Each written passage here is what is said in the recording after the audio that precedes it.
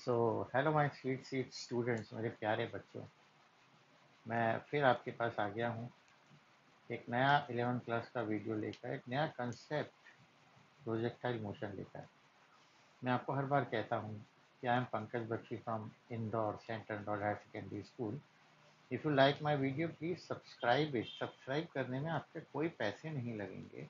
Please subscribe करें, like करें, share करें, कमेंट करें। कमेंट इसलिए करने को कहता हूँ कि इससे आपको कुछ लिखने की हैबिट आएगी कि how to comment. Comment appropriate होना चाहिए।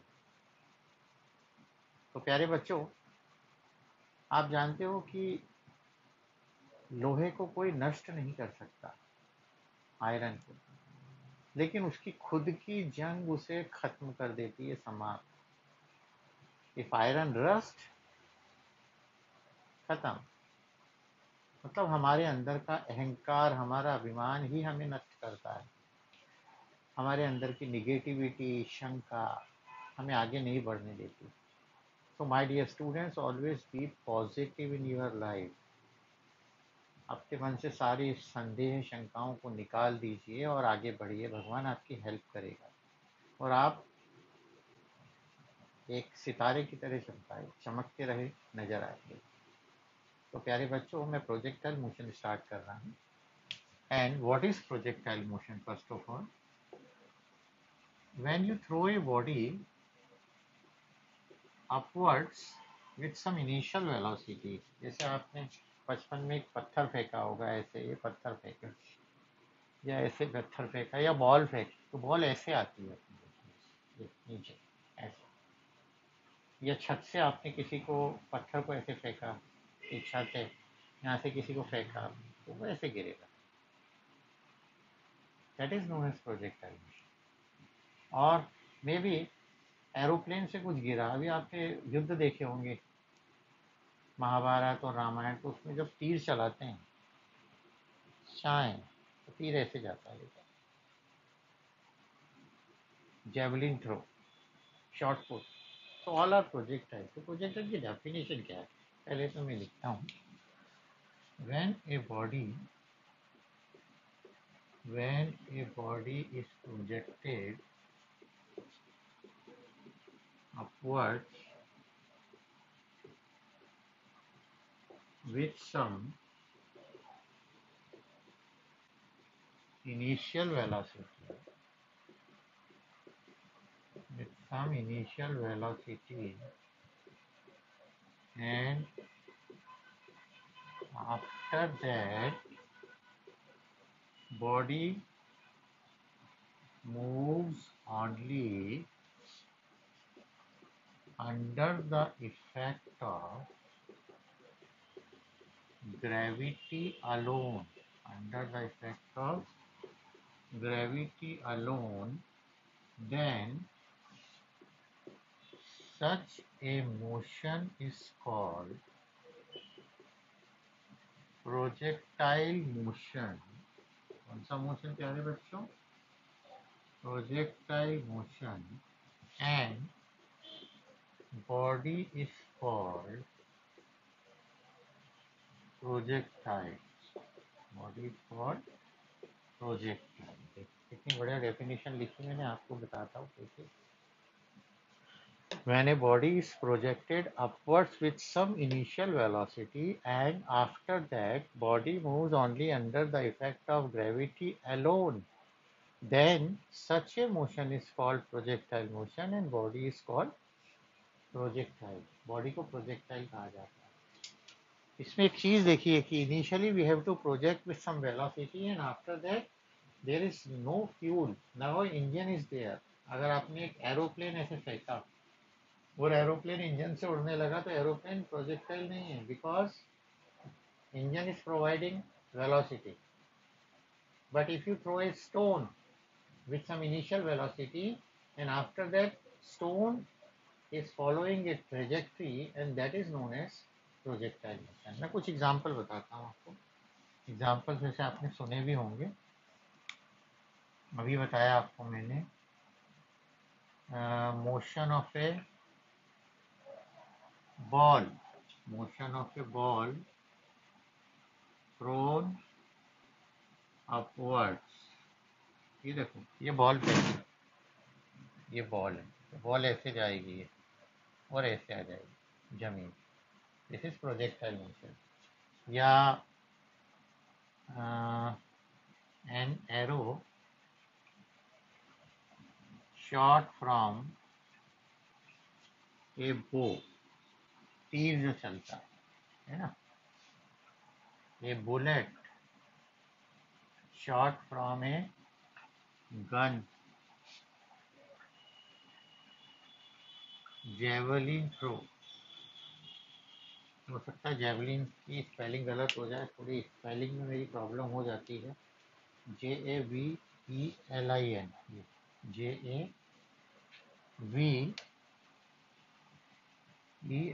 Javelin throw, hammer throw, hammer throw, और a bomb dropped from an aeroplane. Number of examples are there. Number of examples. Javelin तो देखा ना, ये भाला ऐसे दूर से दौड़ के आते हैं और ये ऐसे फेंकते हैं. And hammer throw is, hammer is there. या एक गोला फेंक, shot put throw, shot put throw is also there. Shot put ऊपर की तरफ फेंकते हैं, मैंने देखा हो, देखा ना बच्चों. So these are some of the examples. Now in a projectile there are two independent motions. There are two independent motions. In the absence of air resistance, बहुत अच्छी बात बता रहा हूँ, ध्यान से सुनो. In the absence of air resistance, in the absence of air resistance, the motion of a projectile is actually the combination of two independent motions.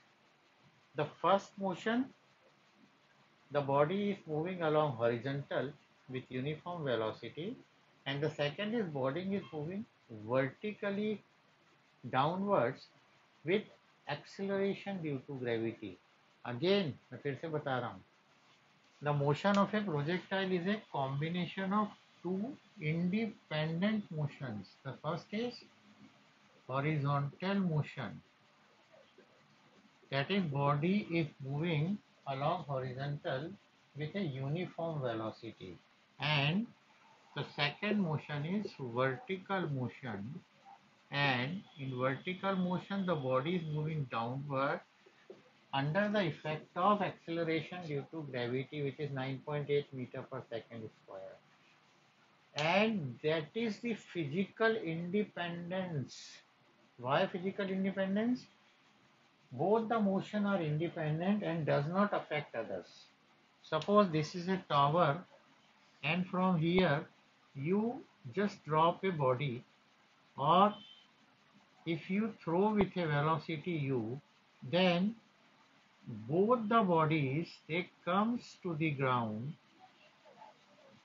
at the same time. Maybe the position is different, इनकी position अलग हो सकती है, पर दोनों गिरेंगे एक साथ.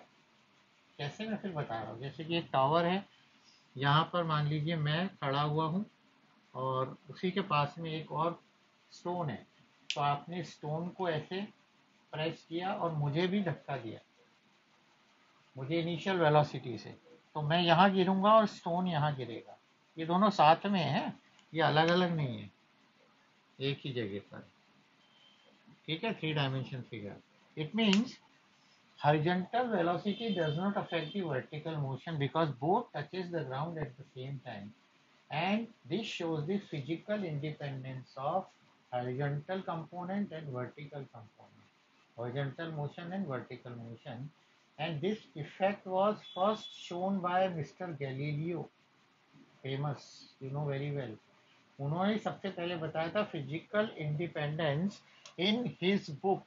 उनकी एक बुक थी, Dialogue on the famous world systems, dialogue on the great world systems, dialogues on the great world system. This was the book written by Galileo, इन 1632 और इसमें उन्होंने फिजिकल इंडिपेंडेंस को बताया था. When we discuss projectile motion, we have to assume something. कुछ assumptions होते हैं. The first assumption is the effect of air resistance is negligible. The second assumption is there is no effect of curvature of earth on projectile. Number three, there is no effect of rotation of earth and projectile. And number four, during projectile motion at any trajectory, at any path, the value of acceleration due to gravity is same, constant 9.8 metre पर. ये चार assumption हमको projectile में लेने जरूरी है. मैंने लिखे नहीं, आपने सुन लिए हैं, ये पूछे जाते हैं कई बार. और मैं अपने वीडियो में जो भी कहता हूँ उसमें से कई चीज़ें मैं अपने स्कूल के एग्जाम्स में पूछता हूँ, ताकि मुझे पता लगे बच्चों ने वीडियो ध्यान से देखा है कि नहीं. So now I am going to discuss projectile motion and when a body is projected with horizontal motion. It means a projectile fired horizontally. A projectile fired horizontally. Okay, so look here. This is a tower. This is base of the tower, and from here, actually we have a mass, body of mass m. This is height. Height of the tower is h, and we throw it with some initial velocity. Just like छत पे खड़े हैं आप और कोई pictures में देखा है ना आपने, जैसे आपने पिक्चर देखी होगी बाजीगर. बाजीगर में शाहरुख खान ने शिल्पा शेट्टी को टावर से ऐसे धीरे से धक्का दिया था और उसने प्रोजेक्टाइल मोशन किया और वो छत पर गिर पड़ी थी कार के. That was projectile motion. अगर आप यहाँ से किसी को धक्का देंगे तो वो क्या दीवार से टच होता हुआ थोड़ी आएगा, वो थोड़ी दूर गिरेगा. That is a projectile motion. So if this body is moving with velocity u, then it comes like this on the ground. This is known as range, horizontal range. And suppose body is here at point P and you want to find its position and its velocity. So position तो xy हो जाएगी coordinates, and velocity is this one, tangential. So it has two components, horizontal component Vx and vertical component Vy, and Vx is making beta angle. और Vx और Vy के बीच का angle तो आपको दिख ही रहा है 90 डिग्री. ओके, फिर से when a projectile is fired initially with unit velocity u, then it executes a projectile motion. और कैसे होगा ये, that we have to now discuss. Consider करते हैं, देखिए आप, consider a body of mass m is at the top of a tower or building of height h. Height h. Okay. Let body is thrown or fired with horizontal velocity u. Then let at point P, let at point P यानी किसी भी instant of time पे ले लेते हैं. Let at any instant of time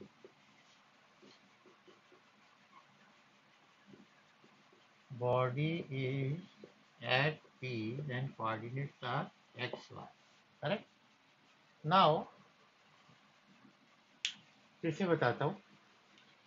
A body of mass m is shown with initial velocity u from a tower. Height कितनी है, h है. Now let any instant the body is at point P and coordinates are x, y. And we have to find its trajectory, यार ये कैसा motion कर रही है, कौन सा फिगर, कौन सा मैथमेटिकल सिस्टम यहाँ पर इन्वॉल्व हो रहा है. सो हम ये इसे ट्रेजेक्ट्री कहते हैं. ट्रेजेक्ट्री मत path followed by projectile. So we have to find the trajectory first of all. तो मैं ट्रेजेक्ट्री निकालता हूँ. देखिए ये तो एज इट इज़ है, इसको मिटा देता हूँ.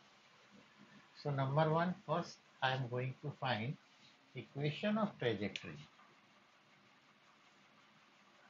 Equation of trajectory. ट्रेजेक्ट्री क्या है वो भी मैं लिख कर बता रहा हूँ. The path followed bye the path followed by a projectile is called its trajectory, and we have to prove that this trajectory is parabolic, and for that we have to find its horizontal equation as well as vertical. यानी horizontal motion है, vertical motion को हम पता लगाएंगे. तो सबसे पहले मैं पता लगाता हूँ motion along horizontal. motion along horizontal. So when we are discussing motion, then always we have to use equation of motion. और यहाँ इक्वेशन ऑफ मोशन हॉरिजॉन्टल में कौन सी यूज करेंगे आपको पता ही है. या second equation of motion along X axis. So from second equation of motion, क्या इक्वेशन होती है, S X equal to U X T plus 1/2 A X T square. Okay, now what is S X. S X देखो क्या है, S X या X है ये, right. U X means ये along X axis U. T is T, 1/2 A X means acceleration. You know very well along horizontal the body moving with uniform velocity, so there is no acceleration. No acceleration along horizontal. Acceleration is only along vertical, that is due to the acceleration due to gravity. So acceleration is 0 and time is this. तो ये 0 हो गया. So x is equal to ut और t is equal to x upon u. Okay, तो इसको यहाँ लिख लेता हूँ अलग से मैं कि t आ गया है x upon u में. Okay, now moving towards motion along vertical. अब मैं वर्टिकल पे चला जाता हूँ. Motion along vertical. So again I am going to use second equation, और अब x की जगह फिर y ले लूँगा. क्या ले लूँगा प्यारे बच्चों, y. ये देखिए S Y equal to U Y plus A Y T, और एस वाई क्या है, एस वाई है y, and U Y means initial velocity along vertical. तो हमने बॉडी को ऐसे पुश किया था, ऐसे नहीं या ऐसे भी नहीं. It mean there is no vertical initial velocity because body is fired horizontally. तो वर्टिकल वेलोसिटी 0 है. टाइम तो लिखने से फायदा ही नहीं, 1/2 and acceleration is G. Actually body is coming downwards, नीचे आ रही है तो जी प्लस हो गया. क्या हो गया, G positive, because acceleration due to gravity is only downward direction, और आप वहीं जा रहे हो तो आप प्लस हो. And into T square, T square की वैल्यू यहाँ से रख देता हूँ, X square upon U square. तो Y equal to G X square upon 2u square. Okay, now look here in this equation, which terms are constant. कौन कौन सी term constant है बताता हूँ आपको. देखिए एक तो g कांस्टेंट है. why, because it is 9.8. u is constant and u means initial velocity, it is also constant. तो ये तीनों टर्म कांस्टेंट हो गए, and we are putting a constant for these three terms. So put ये रख देता हूँ, put g upon 2u square equal to एक कांस्टेंट या a रख दिया. Therefore, y equal to ax square and y equal to ax square है क्या? You all are mathematics genius, so you know very well. Y equal to ax square is the first degree और first order equation of parabola, यानी जो हमारी trajectory है वो parabolic prove हो गई यहाँ से। यहाँ नीचे लिखना पड़ेगा, लेकिन मैं लिख रहा हूँ। दिस इज फर्स्ट ऑर्डर और first degree equation of parabola and projectile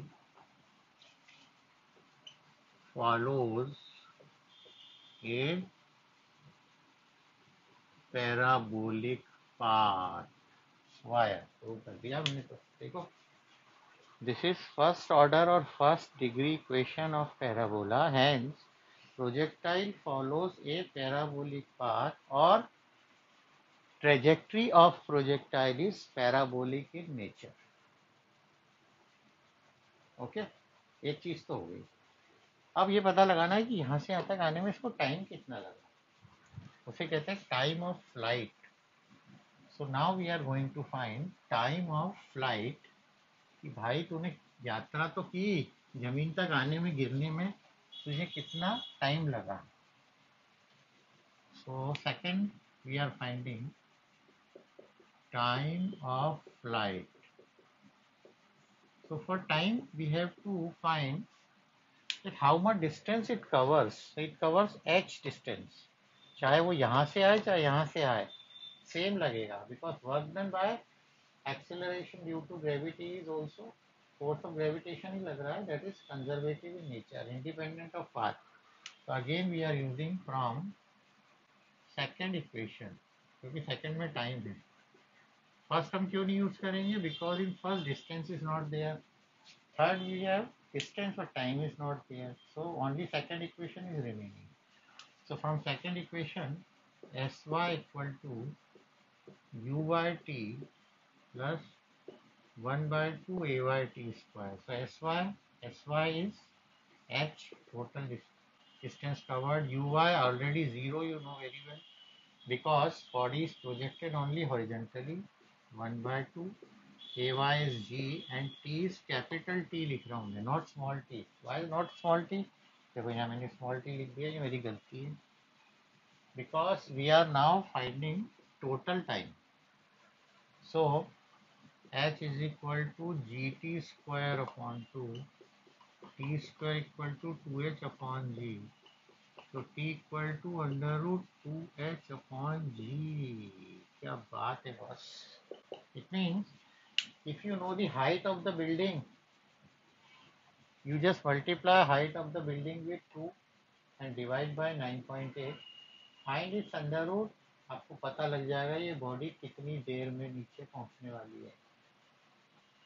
ऊपर से आप फेंकते हैं ना कई बार बहुत सारी चीजें, तो आपको पता लग जाएगा। This is time of flight.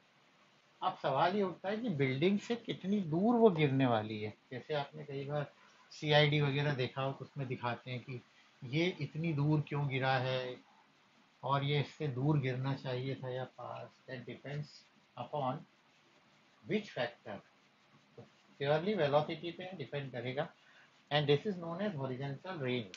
So third point we are finding now, horizontal range, it is R। कई लोग इसको H भी लिख देते हैं, दैट इज ऑल्सो करेक्ट।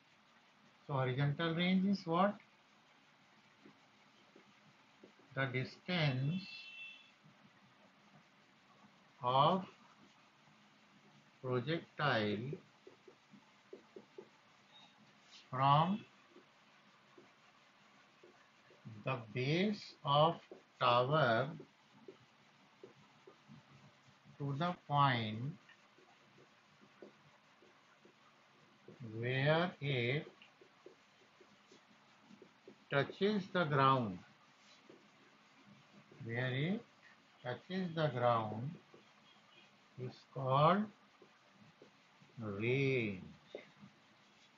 यानी रेंज में which motion you need now, horizontal motion.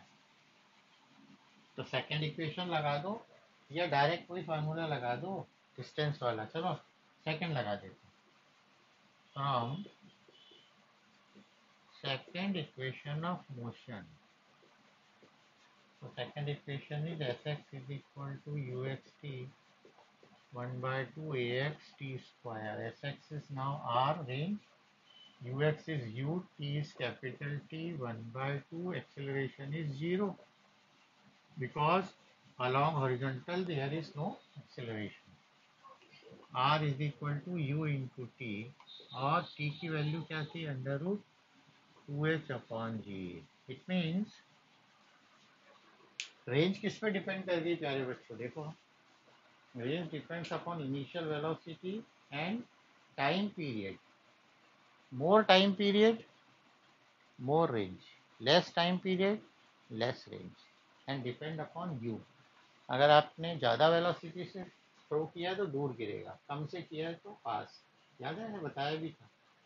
But at the same time, at the same time now finally suppose particle is here eight point P और किसी ने पूछा अरे भाई तेरी वेलोसिटी तो बता, तो उसकी वेलोसिटी तो v है, but it is the combination of vx and vy, and vx and vy are independent. तो मुझे अब निकालना पड़ेगी velocity at any instant of time. How to find velocity at any instant of time, ये मिटा देता हूँ, ये तो आप लिख चुके होगे। तो डी पोर्शन आ गया मेरा, velocity of projectile eight any instant of time. अच्छा, आप सोच रहे होगे यार ये इतना डेरिवेशन क्यों करवा रहा है ये। अरे भाई एग्जाम में आता है, इम्पोर्टेंट है, इसीलिए करवा रहा है। ठीक है, टाइम अभी ज़्यादा नहीं हुआ है। सो वेलोसिटी इज कॉम्बिनेशन ऑफ ये। So at any instant of time, at any instant of time at point T v equal to under root, क्या होता है फार्मूला है, कौन सा लगाऊंगा। अरे ये देखो, ये देखो ये क्या बन गया, अरे parallelogram, parallelogram, law of vectors, law of parallelogram, and in which resultant is given by diagonal. तो वेक्टर लॉ का फार्मूला लगाऊंगा, v equal to under root V X square plus V Y square plus 2vx vy cos theta. Theta is the angle between vx and vy and that is 90 degree and cos 90 is 0. So v is equal to under root vx square plus vy square. It means if you have to find velocity, then you have to find vx and vy. Vx is actually initial velocity. It always comes same, U ही आएगा, vy अलग आएगा, पर मैं आपको निकाल के बताता हूँ. And we are going to find velocity after a time t always from first equation of motion. So from first equation लगा रहा हूँ, from first equation of motion vx is equal to v यानी u plus at होता है, ux plus ax into t, so vx is equal to ux is u and along horizontal acceleration is 0, t is t, so vx equal to u.